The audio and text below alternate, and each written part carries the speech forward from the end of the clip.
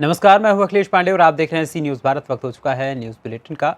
खबरों के इस बुलेटिन की हम शुरुआत करेंगे भागलपुर की खबर के साथ, जहां सरकारी राशि नहीं आने और जेईई के घूस मांगे जाने के कारण वार्ड सदस्य की हार्ट अटैक से हुई मौत। आगे देखेंगे कि मेडिकल कॉलेज परिसर में सफाई कर्मियों और सुरक्षा गार्डों ने किया धरना प्रदर्शन। इसी क्रम में आगे रुख करेंगे एटा की ओर, जहां आवारा और बीमार गायों का लगा हुआ है अंबार। ऐसी तमाम खबरों पर आई विस्तार से करते हैं चर्चा।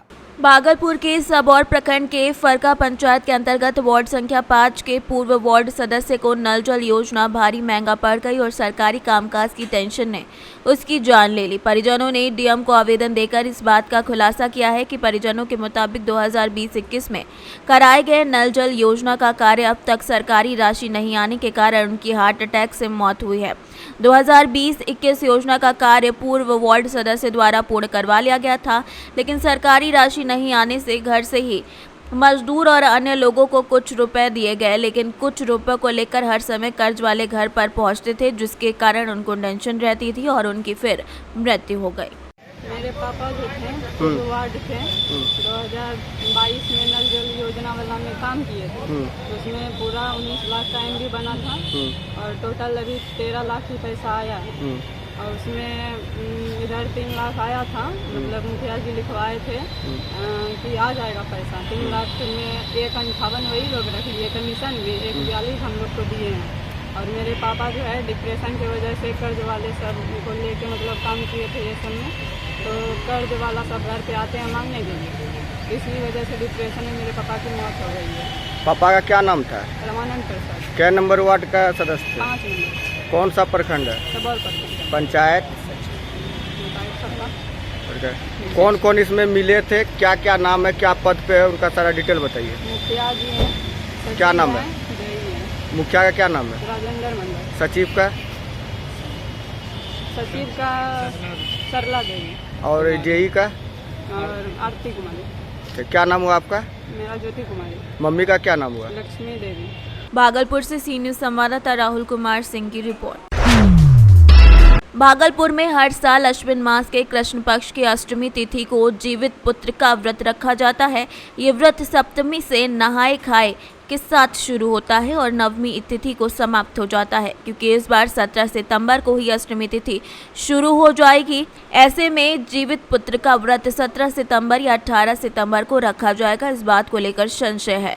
द्वितीय पर्व को लेकर शहर में लोग जमकर खरीदारी भी कर रहे हैं। जीवित पुत्रिका व्रत का अर्थ है अपनी संतान की उन्नति, तरक्की और वृद्धि के लिए व्रत किया जाता है। माताएं अपने संतान की आयु की रक्षा के लिए ये व्रत करती हैं। संतान की वृद्धि होती है, उन्नति होती है, उसकी तरक्की होती है। देखिए, वैसे तो विभिन्न प्रकार के विचार इसमें प्रकट होते हैं, लेकिन शास्त्र के अनुसार उदय की तिथि को प्राधान्यता दी जाती है। तो अष्टमी का उदय जो है वो 17 तारीख को 2:57 के बाद से है, लेकिन सप्तमी मिली हुई अष्टमी तिथि को वैध माना उचित नहीं माना गया है। बढ़ते हुए क्रम में जो तिथि होती है उसमें व्रत करने से शुभ फल प्राप्त होता है। इसलिए जिउतिया का व्रत 18 तारीख को होगा और 19 को सवेरे पारण किया जाएगा। भागलपुर से सी न्यूज़ संवाददाता राहुल कुमार सिंह की report. Bhagalpur medical college Naulakha परिसर में सफाई कर्मियों ने धरना प्रदर्शन किया, जिसमें सुरक्षा कर्मी और सफाई कर्मी संयुक्त रूप से शामिल हुए। आंदोलन की अध्यक्षता दुर्गानंद झा ने करते हुए कहा कि ठेकेदारों की मनमानी के चलते हम लोगों को समय से ना तो वेतन मिलता है और ना ही अन्य सुविधाएं दी जाती हैं। इस दौरान 26 सफाई कर्मी और 71 सुरक्षा गार्ड शामिल हुए। मौके पर मनोहर मंडल, विजय कुमार, राजा कुमार, राहुल समेत कई लोग उपस्थित रहे और ज्ञापन दिया। भागलपुर से सी न्यूज़ संवाददाता राहुल कुमार सिंह की रिपोर्ट। हवागढ़ अंतर्गत आने वाली ग्राम पंचायत मौजा तिसार में आने वाले गांव नगरा केसरी की गलियों में कीचड़ का अंबार लगा हुआ है। बता दें कि जिसमें एक वृद्ध माताजी गिरकर अपने पैर की हड्डी तोड़ चुकी हैं। गांव वालों ने बताया कि ये सड़क 5 सालों से खराब है और इसकी शिकायत कई बार की जा चुकी है, लेकिन कोई सुनवाई नहीं हो रही है। एटा के हवागढ़ से सी न्यूज़ संवाददाता उमेश कुमार की रिपोर्ट। आवागढ़ के ब्लॉक के अंतर्गत आने वाले ग्राम चौठारा में बेसहारा और बीमारी गायों का अंबार लगा रहता है, क्योंकि यहाँ पर एक सरकारी पशु डॉक्टर हैं जो इन लोगों का इलाज करते हैं और गर्भाधान की व्यवस्था भी है। और दूर दराज से किसान अपनी गायें यहाँ पर छोड़ जाते हैं और जिससे आसपास के लोगों को अपने पशुओं के लिए बीमारियों का खतरा पैदा होता दिख रहा है। एटा से सी न्यूज़ संवाददाता उमेश कुमार की रिपोर्ट।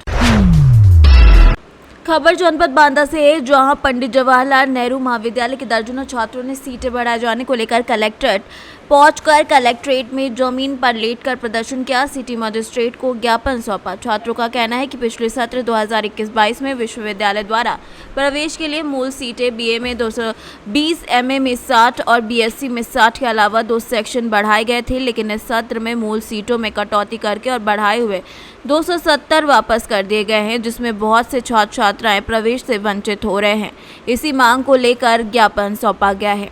बीए में एमए और बीएससी में 60, लेकिन पिछले बार सर 2 सेक्शन बढ़ाए गए, लगभग सर 2100 सीटें, 900 से हो गई 2100, लेकिन सर इस साल 2100 सीटें वापस हो गई सर। जो 2 सेक्शन बढ़े थे वो वापस हो गई, और प्लस जो मूल सीटें 720 हुआ करती थी उसमें 600 कर दी गई, 120 कर दी गई। ठीक है सर, ये बताइए ग्रामीण क्षेत्र से सर यहाँ पे छात्र छात्राएं कम फीस में सरकारी सुविधा का लाभ उठाते हैं, तो सर ऐसे छात्र छात्रा सैकड़ों छात्र छात्राएं सर वंचित रह जाएंगे। तो हमारी सर ज्ञापन के माध्यम से बीयू कुलपति महोदय से मांग है कि सर इन सीटों की वृद्धि की जाए। केवल हम लोग सिर्फ देखना चाहते हैं जिससे छात्र छात्राओं के साथ सर अन्याय न हो, क्योंकि सर ये लोग गरीब किसान परिवार के छात्र, कम फीस में ये लोग यही अपना अध्ययन का कार्य कर पाएंगे। तो सर आपके माध्यम से केवल इतनी मांग है। ठीक है, बिल्कुल कि इस बात को जल्दी देखेंगे। सर कुछ स्टूडेंट आए हुए थे, क्या मांगे थी उनकी? इनकी मेन मांग यही है कि जो सीटें घटाई गई हैं उनको फिर से बढ़ाया जाए, जिससे ज़्यादा से ज़्यादा छात्राओं को वहाँ एडमिशन मिल सके। और इन्होंने ज्ञापन दिया है जिस पर छात्र के माध्यम से कार्रवाई सुनिश्चित की। मुख्यमंत्री जी को भी इसमें संबोधित ज्ञापन दिया है और संबंधित विश्वविद्यालय को।